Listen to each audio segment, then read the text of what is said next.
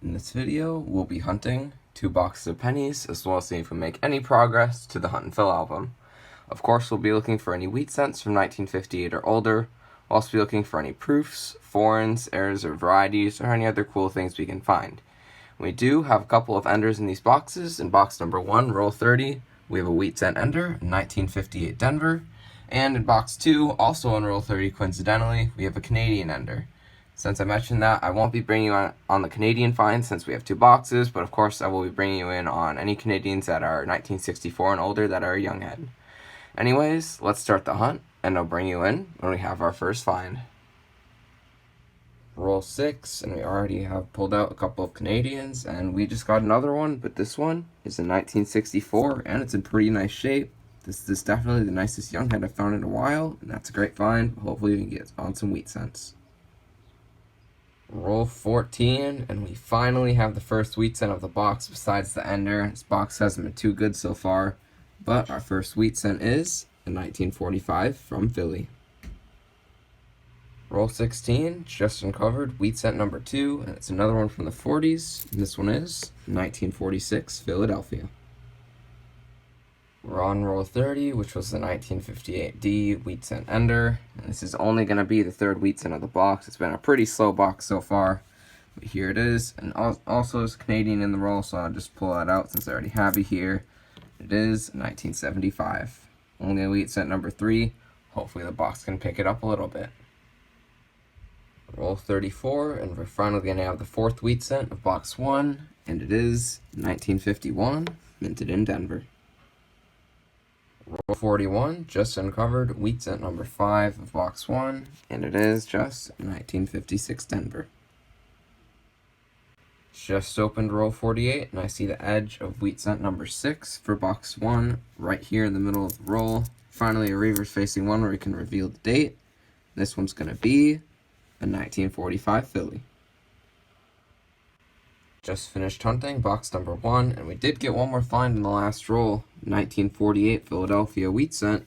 So we ended this box off with 7 wheat scents, which was a pretty slow box, and 7 Canadians as well, including that pretty nice 1964 young head. So overall, it's a pretty slow box. Even for copper, I got about half the copper I usually get, not too much. So hopefully box number 2 can get some more finds in box 1. So let's start box 2, and hopefully we can get some good finds. Roll 3, and I just opened the roll, and I see the edge of a young head Canadian. This is going to be the second one of the hunt. Hopefully it's not a 1964. Looks pretty nice, and it is a 1958. That's in pretty good shape. That'll probably upgrade in my Canadian album, and that is an awesome find. Just opened roll 5, and we have the first wheat scent of box number 2 near the back of the roll right here. And it's going to be a 1957 Denver. Roll 8, and this box is definitely off to a better start than the first because we already have the second wheat scent of this box, which is right here. And it's going to be a 1954D. Roll 11, and just uncovered another wheat scent, and this will be wheat scent number 10 for the hunt, but it is just another 1957 Denver. Just open the next roll, and I see the edge of yet another wheat scent just a few coins in. This box is definitely doing better than the first one so far, and hopefully you can keep it up. And this wheat scent is a 1950 San Francisco.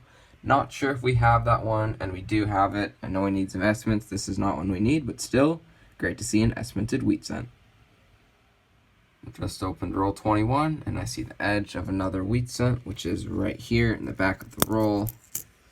And we are going to have a 1957 Denver once again.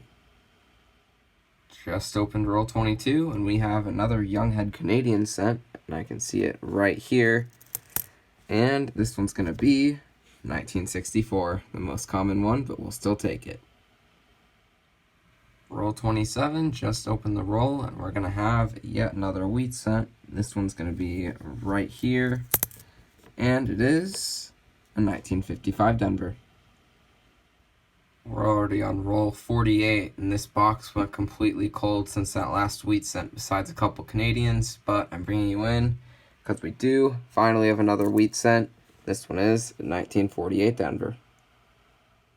both penny boxes have been hunted, so let's go over the finds.